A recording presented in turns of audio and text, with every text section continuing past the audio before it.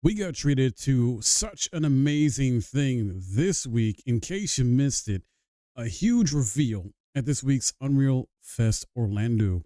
Epic Games and developer CD Projekt Red showcased a technical demonstration of The Witcher 4, built in Unreal Engine 5 using many of the latest tools and technologies. It offers a window into the future of The Witcher, not just in terms of what Ciri's saga will, hopefully look like, but also the people we'll meet, the places we'll go to, and the general vibe of the game we'll one day get our hands on. There's a lot in this 14 minutes of demonstration footage, but I'm here in this video to break it all down for you, at least the best parts and most important parts of it. So here are a few things you may have missed in that 14 minutes of gameplay footage. The demo is not gameplay, guys. So just to clarify, this was clarified by CD Projekt Red. Yeah, the demo we saw was played live on stage, right, by CD Projekt Red, cinematic director.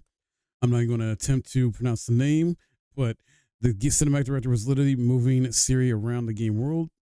The studio is keen to emphasize that the demo is not a true slice of the game.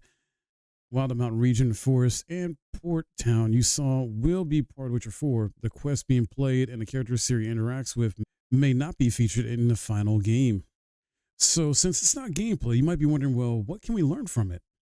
Well, the thing is, when developers do like technical tests like this, they're trying to show off their artistic direction and how they would like to approach, some things with the game design and how they want to have it look visually and play. And so everything you saw in this footage, the scope of the world, the density of the foliage, the way Ciri and NPCs react to each other, and how cinematic cutscenes blend with the interactive parts, is CD Projekt Red's ambition. It's how the studio currently envisions the game and what the team is working towards. But of course, everything we saw is subject to change. So the second point here is, well, will The Witcher 4 look like that? The visual quality of this tech demo is astonishing, no doubt. But we've been here before, right?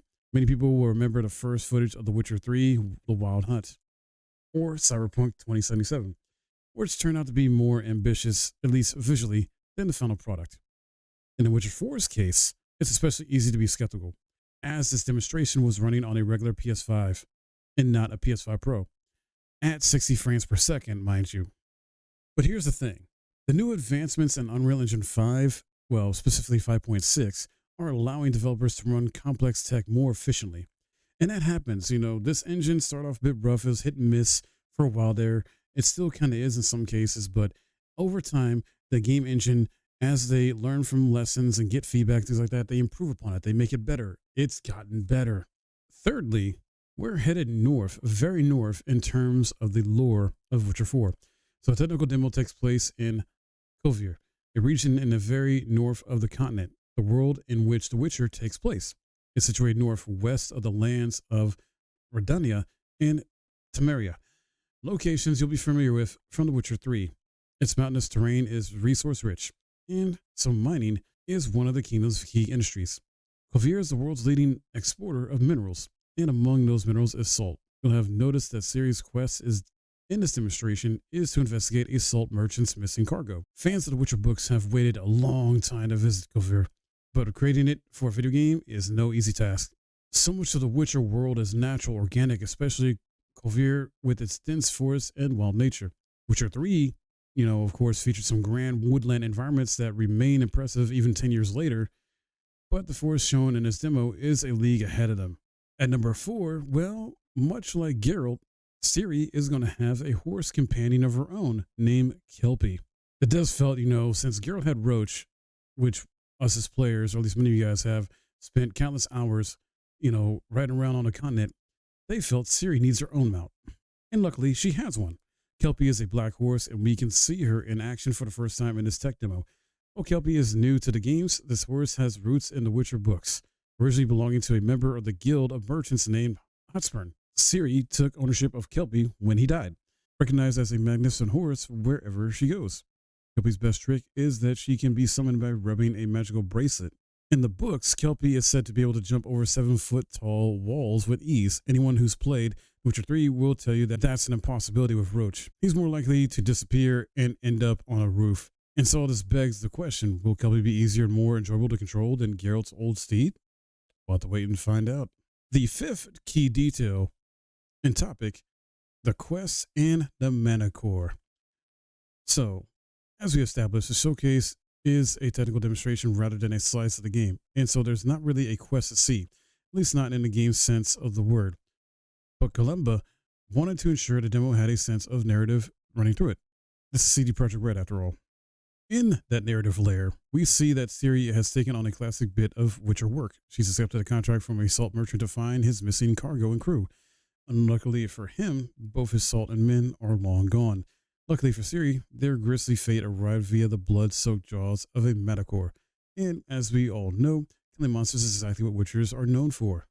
Fun fact, it's actually very awesome and a nice surprise to see a metacore in the demo, because apparently originally was going to be in Witcher 3 The Wild Hunt, but had to be cut from the final version of the game. At number 6, welcome to Voldres, population over 300. As Ciri adventures through Kovir, she returns to Voldres, the port town that's home to the trader who gave her the salt contract. It's also home to over 300 people, well, other people, thanks to the whole host of tech optimizations and Unreal Engine's new animation framework. That means larger, more realistic crowds. And in this tech demo, we saw things happening so naturally, so good, so fluid, as, you know, women and men are interacting with each other, talking to each other, moving, children as well, too. A marketplace full of traders and guards, several dwarves, a few sex workers, entertainers, and a number of different animals as well, including a tame bear. Perhaps the most impressive is the variety of body types and unique animations on display all at the same time. It feels like everyone is an individual, and that's not easy to do in this day and age of gaming. At number 7 here, we got a responsive living world going on. The NPC and the Voldres are interesting for many reasons beyond just their visual variety. As Kalemba explained during the demo, notice how responsive the world is. Character actions directly affect what happens around you, sometimes even setting off chain reactions. Everything is working together, he says. We also see how NPCs can react to Ciri upon spotting her. A guard says, "Oh bugger, not her again," and spits at Ciri as she walks past. It's reactive behavior like this that helps sell a Witcher's shadowy reputation. Many people are prejudiced against these mutated monster hunters. The idea is that there are physical interactions that when you get poked at, you get a reaction to it in a way that feels plausible to you. And all things keep you in the world. At number 8, seamless cinematics. Because it's a technical demonstration, not actual gameplay, we didn't see a lot of game. You'll no doubt have noticed how the camera swung away from serious conversation with the merchant before any kind of dialogue system and UI could be shown. But what we did see is a vision of how dialogue sequences in The Witcher 4 will begin. And it's completely seamless. The Witcher 3 featured brief loading screens as it transitioned from the gameplay camera to the cinematic camera. But all that's gone now thanks to Unreal Engine's tools. Mind you, Witcher 3 dropped on the PS4 and Xbox One, as well as PC, right? And had a different engine behind it. It didn't have Unreal Engine 5. So now, in this version of the game, or at least with Unreal Engine 5's power, Ciri, approaches the geographic trigger point for dialogue. In this case, a balustrade, the camera automatically unhooks itself from its regular game position behind Ciri and begins to frame the scene as required for the cinematic. CD Projekt Red first achieved seamless game to cinematic transitions in Cyberpunk 2077, where it was vital to maintaining the first-person immersion. Well, things are a little different here, thanks to the third-person perspective. It's cool to see the studio's vision for keeping the experience flowing naturally. At number 9, well, a small gift for all Witcher fans. Right at the end of the demo, Kalemba said that demo was going to finish with a small gift for all Witcher fans. That gift was a first look at Land Exeter. I hope I said that right. While it is briefly mentioned by characters in both The Witcher 3 and its expansion, Blood and Wine, this is the first time we are seeing this grand city rendered for a video game. Land Exeter is a port city in Kovir and the kingdom's winter capital that features in the Witcher books. No pedestrian walkways. The only way to navigate to Land Exeter is via its canal network. The city is essentially a wintry fantasy Venice. And the last key detail, I want to talk about number 10, the next generation of open world RPGs. As the demo draws to a close, Kalemba says, "I think what we're doing here with Epic Games is going to bring in a new generation of open world RPGs." But You might be wondering, what does that exactly mean? Well, they talk about how for them, story and quest is always key. And now with the immersion, they want people to experience this world, but the technology should not be in the way.